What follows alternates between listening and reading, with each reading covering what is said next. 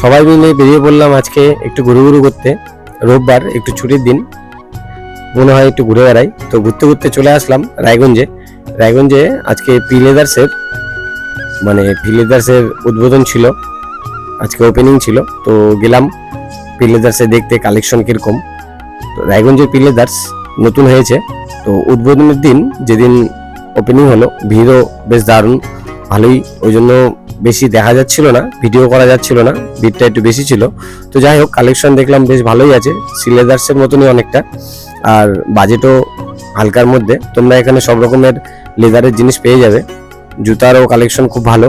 তো তোমাদের দিদিভাই একটা ব্যাগ নিল, পছন্দ করলো, তো সেটাই আমরা ওটা নিয়ে চলে আসলাম। আর আসার পথে আমাদেরকে একটা করে সবাইকে আইসক্রিম দিচ্ছিল, সেই আইসক্রিম নিয়ে চলে আসলাম।